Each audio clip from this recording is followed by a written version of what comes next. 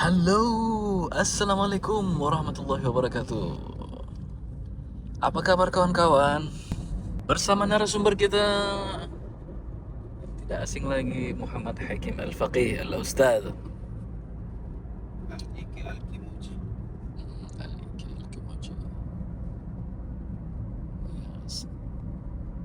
Salam hangat kawan-kawan ya dari kota Doha, Qatar. Pagi yang cerah. Paginya di sini 38 derajat, Bos. Kalau di Indonesia 27, di sini 38 paginya. 39 sini. 39.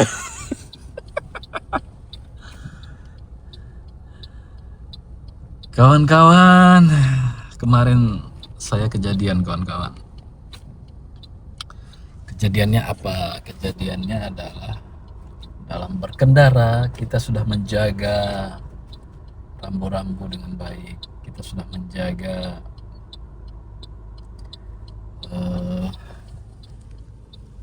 aturan-aturan dalam berkendara. Ya, orang lain belum tentu menjaga. Ya toh? Kalau kita sudah menjaga dengan baik, orang lain belum tentu menjaga. Jadi di pertigaan itu biasanya di Qatar itu ada lambang seperti ini kawan-kawan, stop. Nah, stop ini maksudnya ketika kita masuk jalan ini kita harus memberikan apa namanya, prioritas kepada yang di sebelah kiri. Orang yang mau orang yang mau lewat harus diberikan prioritas, atau orang yang lurus dari sini misalnya ya, itu harus diberikan prioritas. Nah, saya itu berhenti di sini. Rupanya orang belakang saya itu tidak sigap, tidak berhenti dia, Ustaz. Akibatnya kita diseruduk lah dari belakang, pak katanya. Kebetulan di depan saya itu ada bus lewat, jadi nggak bisa juga kita mau dipercepat. Mungkin itu adalah cara Allah menyelamatkan dia melalui saya. Ya tuh, Ustaz. Kalau dia di depan kita, dia akan terus langsung terobos itu. Baru kena, nauzubillah, kena sama bus. Awak pula di depan dia, suruh jagain dia. Udahlah kau tahan aja di sini gitu. Subhanallah.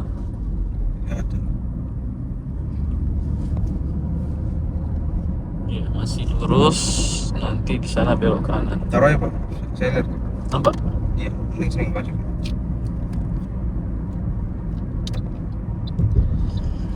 Nah, asiknya itu di sini kawan. Dia bertanggung jawab, silahkan melapor ke polisi. Jadi di sini itu tidak sama seperti di tempat kita di Indonesia atau di Medan lah khususnya, atau di Aceh. Kalau di Aceh itu kalau kita mau damai sama penumpang, udah bawa aja ke bengkel bang, nanti biar saya yang tanggung. Nah, begitu biasanya. Kalau di sini karena semua kendaraan itu wajib asuransi, jadi silahkan lapor polisi katanya untuk mengklaim asuransi. Tadinya saya seperti di Indonesia, saya bilang sama dia, kamu mau saya bawa ini ke bengkel kemudian kamu bayar atau mau klaim asuransi? Saya mau klaim asuransi katanya. Ya saya khawatir juga kalau misalnya klaim asuransi kan harus lapor polisi. Nah, di situ kalau dia mengaku bersalah, dia dapat poin kesalahan di dalam catatan SIM-nya.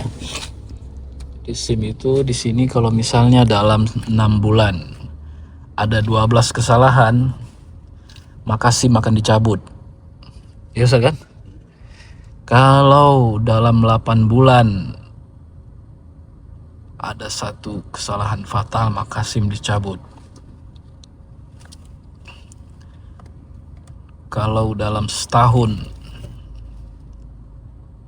ada satu kesalahan apa? Gimana itu, ada rumusnya itu ya? Kalau 6 12. Kalau 8 1. Kalau 12 6. Pokoknya itu angka-angka yang harus diingat waktu ujian, kawan-kawan. Entah apa maksudnya waktu itu, ya kita hafal aja lah. Untuk lulus dapat SIM. Jadi begitu. Nah, tapi dia tetap memilih untuk diklaim di asuransi saja. Kenapa? Karena biaya perbaikan secara mandiri di Doha, Qatar ini sangat besar, kawan-kawan. Jadi kita melapor ke polisi, kemudian polisi ngecek. Nah, jangan lupa kawan-kawan, harus ada footage, harus ada rekaman, foto atau video di lokasi kejadian. Alhamdulillahnya kita sempat mengambil foto dan video. Foto yang kelihatan antara mobil pelaku dan mobil korban. Kemudian platnya harus ada fotonya nampak. Kemudian foto kerusakan apa yang diderita, baik kita ataupun korban. Nah, itu aja. Itu kemudian dibawa ke kantor polisi. Jangan lupa bawa STNK-nya, atau di sini disebut dengan istimarah. Setelah itu polisi akan mengecek CCTV yang ada di tempat itu. Di sini banyak CCTV, kawan-kawan. Ini gunanya nih, ini ada CCTV. Di situ ada nggak ya? Ini ada CCTV. Jadi banyak CCTV-nya di sini, kawan-kawan. Jadi walaupun misalnya pelaku itu berusaha membela diri, tapi polisi akan melihat bukti-bukti yang ada di CCTV yang ada. Nah, alhamdulillahnya dia itu mas'ul an mas'uliyati, bertanggung jawab atas apa yang dia lakukan.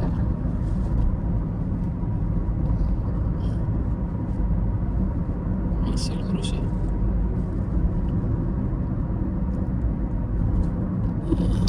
Setelah itu polisi akan mengeluarkan surat seperti ini.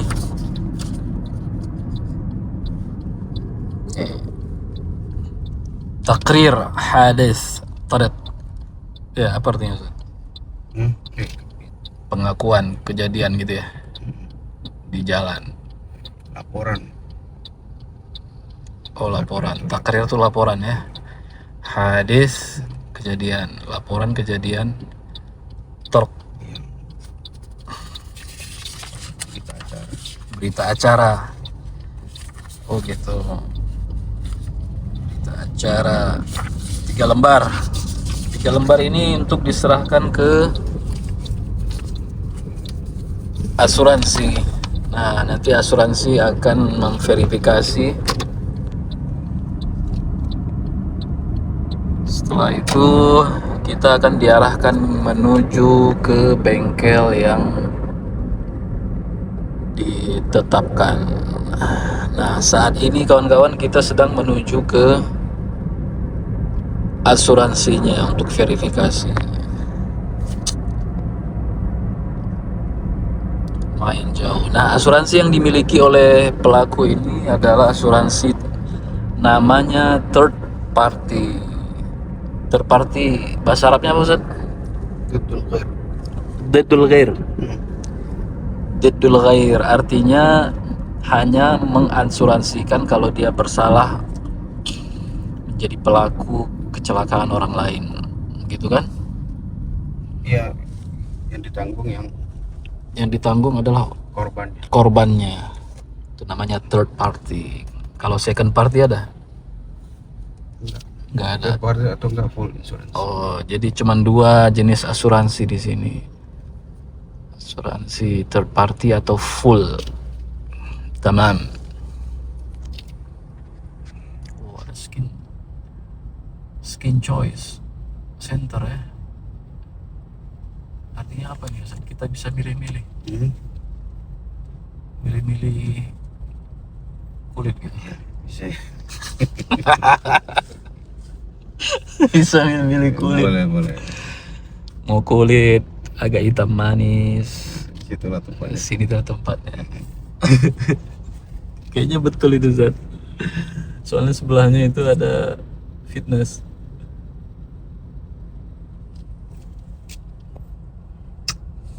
Nah, jadi asuransi ada dua jenis di sini kawan-kawan. Asuransi third party sama asuransi full. Third party itu maksudnya kita bertanggung jawab membiayai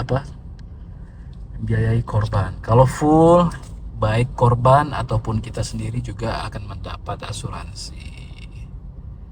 Akan diganti biayanya. Ya, asuransi dari sisi ini bagus juga sih. Kalau misalnya asuransi ini kan istilah kata rame-rame menabung untuk membiayai kejadian sesama kita gitu ya Ustaz ya. Rame-rame kita ya, walaupun kita tidak kena ya, kita bersedekah lah untuk orang lain mungkin yang lebih kena. Yang sudah kena sudahlah rugi banyak, rugi duit lagi ya kan. Di situ kita ikut berkontribusi. Ya bagus juga sih, makanya di sini polisi mewajibkan semua harus punya asuransi. Tempat kita ini belum bekerja secara maksimal asuransi ini. Tahu kenapa? Oke, kita sekarang menuju ke asuransi kawan-kawan. Doakan saja semoga lancar. Di sini Ustadz Hakim sebagai narasumber sangat berperan aktif yang luar biasa sekali. Beliau sudah mengorbankan jiwa dan rangka untuk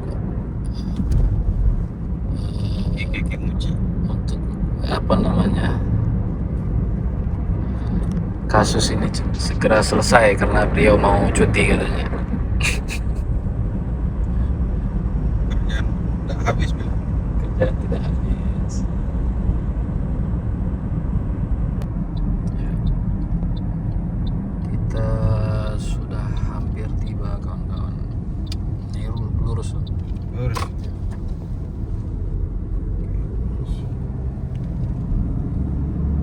Ini adalah pusat-pusat perbelanjaan ya. Kenapa banyak India di sini ya? Salah satunya ini kawan-kawan ya. Banyak bisnis orang India di sini. Kenapa banyak orang India sini? Yang bawa tuh orang Inggris dulu. Orang Inggris? Iya. Oh, besar sekali Ansar Galerinya. Kanan nih. Antum udah pernah ke situ masih ingat gak? Oh, luas ya. Sampai kemari, Zat. Iya. Panjang deh. Sampai sono. Sampai ke sana. Kita kira Ansar Galeri punya orang Beirut, orang mana gitu. India. Banyak punya orang India ya. Jadi wajar mereka punya porsi, masih lurus. Mereka punya porsi pekerja lebih banyak di sini karena mereka ini masih lurus. Masih lurus. Nah, di situ nanti ujung baru belok kanan. Kenapa mereka punya porsi ya? Oke guys. Qatar Technology. Porsi orang kerja di sini lebih banyak ya karena banyak usahanya di sini. Salah tadi. Di sini nih. Kenapa kita pakai sini? Ini kan nggak bisa belok sini ya. Oh, alah. Tapi bisa dibilangnya nih. Ya, itu Pak. Bisa, Zat. Nggak bisa Pak, ini kan satu. Oke. Ini moto.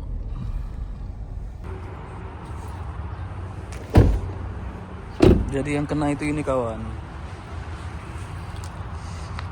dihantamnya dari belakang sini ya. Jadi ini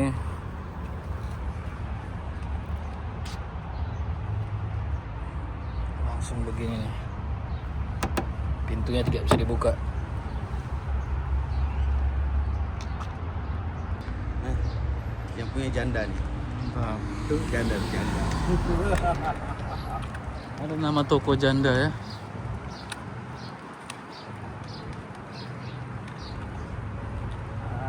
Maktab. Mana ya?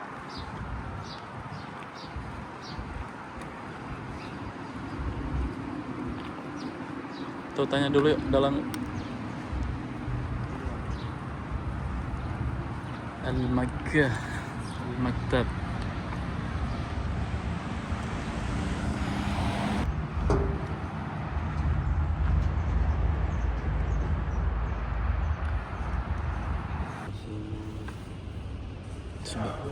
Sebentar doang ya, 5 menit selesai gitu ya. Iya, bagus ini.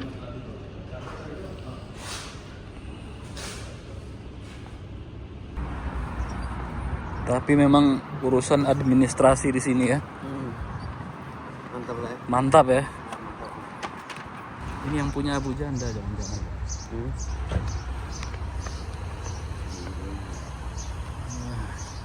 Tapi luar biasa kawan-kawan.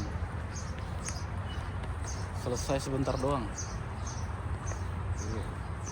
Seperti Bank BCA. Seperti Bang BCA. Seperti Bank BCA, saya cocok aja memang yang mau jadi pelayan negara itu harus belajar dulu, kursus dulu di Bank BCA gimana dia buatnya. Luar biasa. Oke guys. Overall pengurusan administrasi di sini mantap. Luar biasa Ustaz ya. So, jadi kita sudah sampai di bengkel ya.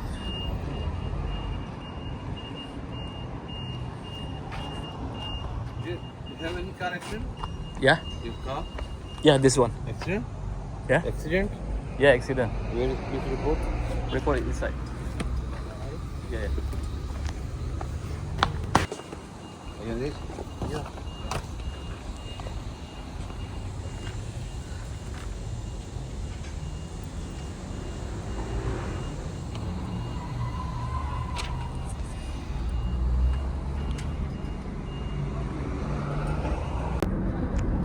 Jadi begitulah kawan-kawan ya, dari asuransi tadi kita dirujuk, dikasih kartu nama untuk merujuk kendaraan kita ke bengkel yang dimaksud.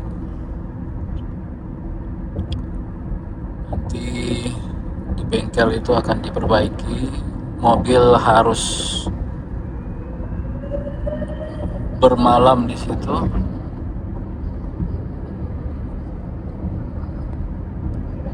Jadi Besar tonalnya. iya besar tenang. Besar dan panjang loh.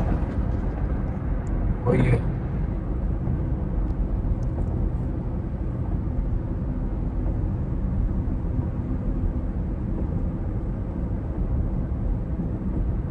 Sebenarnya apa sih yang masalah membuat di Indonesia asuransi itu tidak berjalan dengan baik?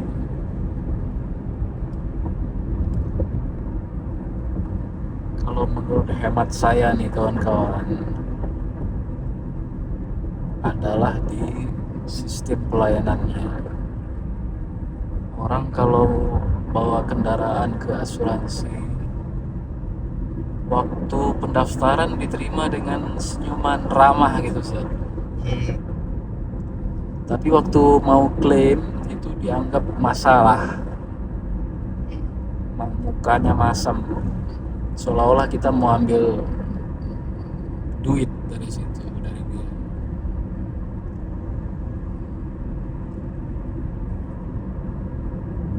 Jadi mereka seperti pelayanannya itu tidak baik, N-nya itu. Makanya orang males. Kalau asuransi kita berbenah, termasuk inilah asuransi, bukan asuransi kecelakaan saja, asuransi kesehatan juga begitu saat ya toh. Ya. Waktu motong uang kita dari gaji itu sekitar berapa persen dari gaji setiap bulan, misalnya PNS atau ASN ya, potong itu cepat itu potongannya. Sebelum gaji kita terima udah dipotong duluan. Tapi begitu kita mau rujuk kesehatan, kita sakit mau rujuk kesehatan, ya Allah, berputar-putar berbelit-belit.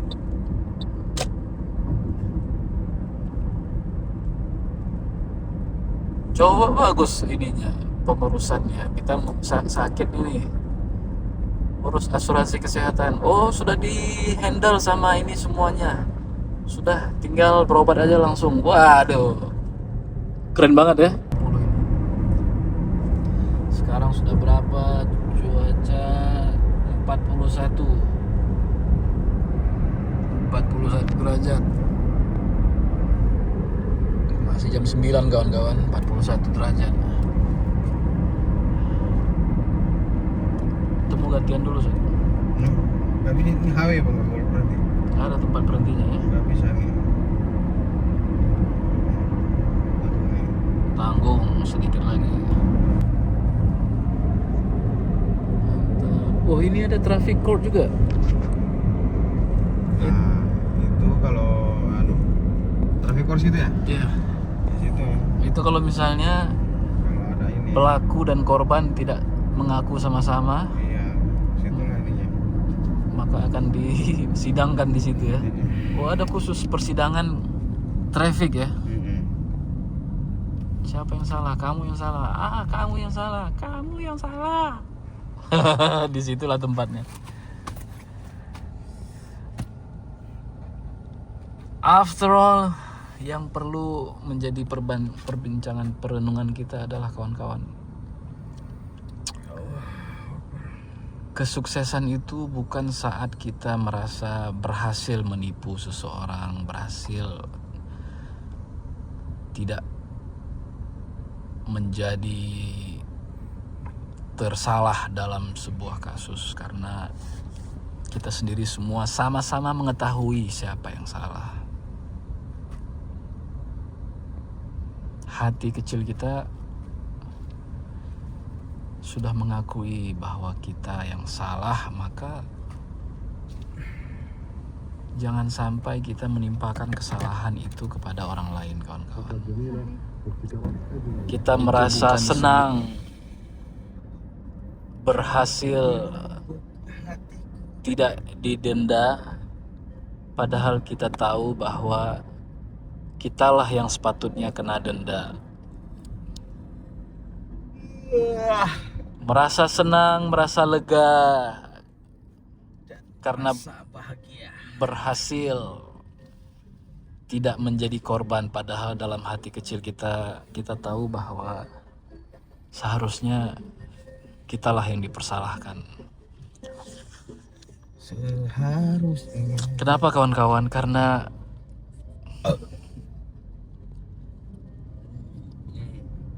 hari akhir itu la raiba fih.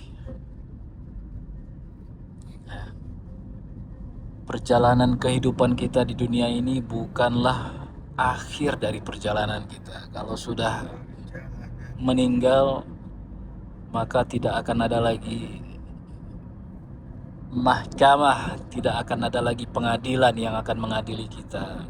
Makanya sebagai seorang muslim yang menjalani kehidupan dunia, kita harus dituntut bertanggung jawab. Kullu insan ya ra'in apa? Kullu muslim mas'ulun an ra'iyatihi. Mana hadisnya itu?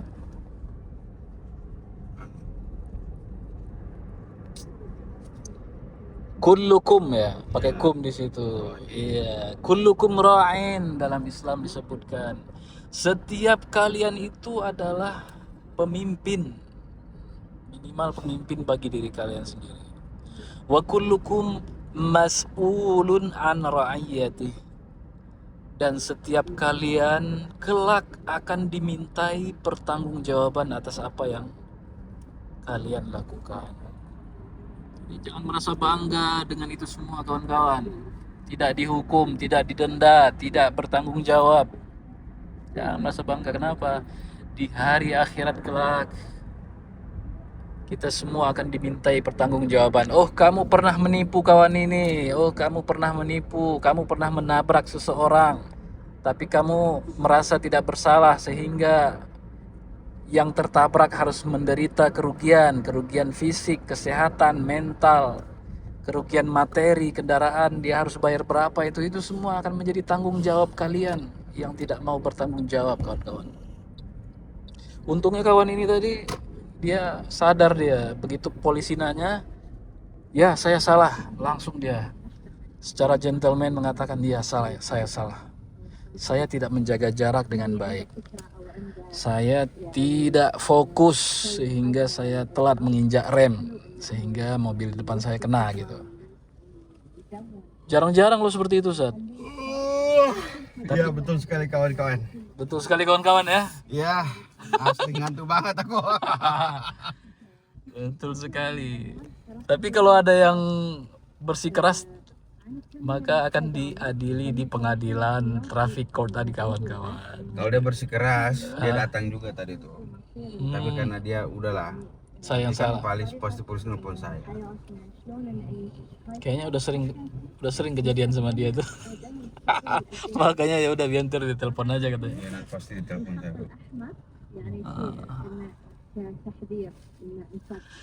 Intinya adalah seorang muslim itu